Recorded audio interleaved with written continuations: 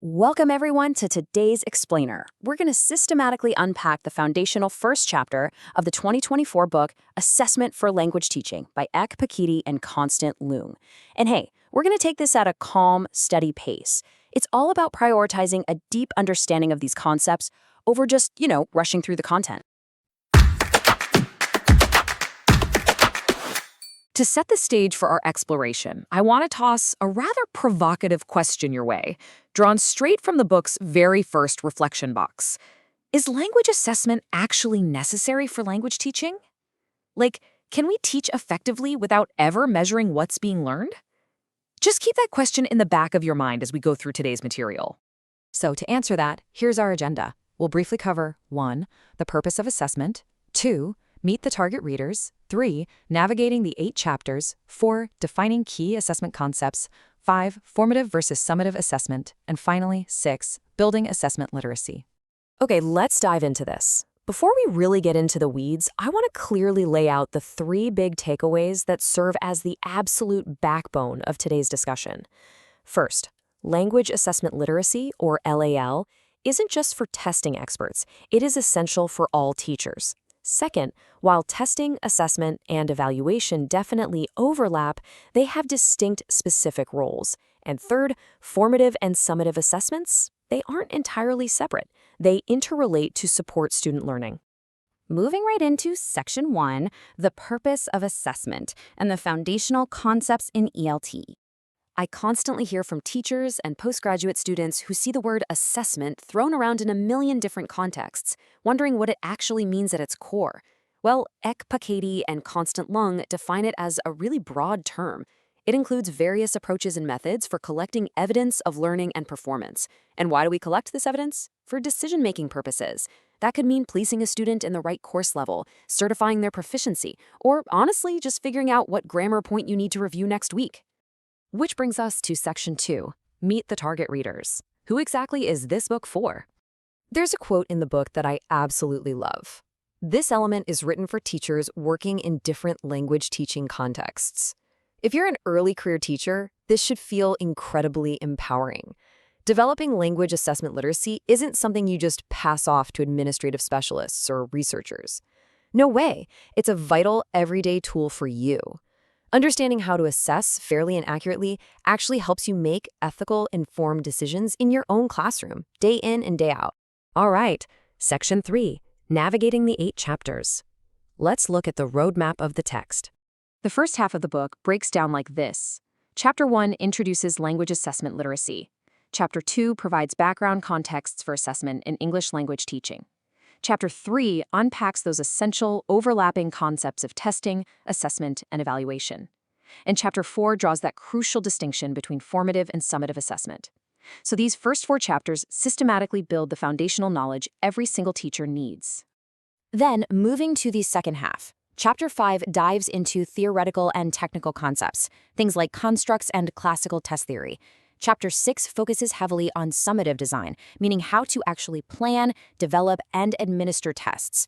Chapter 7 covers essential quality aspects like validity, reliability, and test fairness.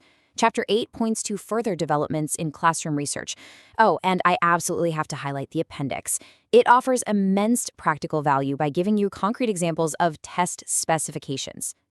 And what's really cool is how the book brings all these chapters to life. The authors include interactive Scan Me QR codes right there in the text, linking directly to relevant YouTube videos. They also include Padlet links for global reflection. This shift to an audiovisual, interactive mode makes mastering all this dense assessment theory so much more engaging and accessible. Okay, Section 4, Defining Key Assessment Concepts. Time to unpack the terminology. To help ground this heavy terminology, let's look at a real-world scenario. Imagine an early career teacher trying to decide if a weekly vocabulary quiz should be graded for points that go straight into the gradebook, or if it should be used strictly to provide feedback to students on their learning gaps. It's a super common, everyday classroom dilemma, right? So, to resolve it, picture a Venn diagram where testing, measurement, assessment, and evaluation all overlap. Testing is the specific instrument, the vocabulary quiz itself, used to gather evidence of language ability. Evaluation, on the other hand, is much broader. It's about judging the worth or value of a program or curriculum as a whole. So in our scenario, whether that quiz is for points or for feedback completely depends on the intent of your assessment. If you want to evaluate if your weekly curriculum is actually working, that's one thing. But if you want to use the test to measure a student's current ability just to help them improve, that's another. The terminology basically clarifies your instructional intent. Which leads us perfectly into Section 5, Formative versus Summative Assessment. Let's navigate this double-headed arrow. The authors use this brilliant conceptual diagram in the text to represent this as a fully connected ecosystem. Step 1. Formative assessment occurs during the learning process. Step 3. Summative assessment occurs at the very end. But the absolutely crucial point is Step 2. The bridge right in the middle. Learning goals and performance standards are what connect them. In the book, there is a literal double-headed arrow linking formative and summative assessments. They do not exist in isolation. The informal checks you do daily should align directly with the final exams you give at the end of the term. Let's look closer at formative assessment, often called assessment for learning. It relies heavily on teacher feedback and dynamic scaffolding to help students overcome difficulties. But we have to think critically here. What are the real-world limitations? As a teacher, it is incredibly hard to consistently provide this level of individualized formative feedback. The assumption is often that you have the time and small enough class sizes to dynamically assess every student. But in reality, time constraints and large classes mean you have to be highly strategic about when and how you offer this feedback. And honestly, that is exactly why understanding assessment literacy is so incredibly practical. Then, on the other end of the spectrum, we have assessment of learning, or summative assessment. This focuses on cumulative evidence. Think your formal periodic quizzes and final exams, measuring attainment against expected outcomes. The text really emphasizes the need for explicit definitions of language constructs here. You need to know exactly what you are testing. Is it reading comprehension, or is it vocabulary recall? Knowing that helps you evaluate your midterm exams to ensure they are fair and actually measuring what you taught. Finally, Section 6, Building Assessment Literacy, translating all this theory into practice. To summarize this explainer, let's firmly reiterate our 3 big takeaways.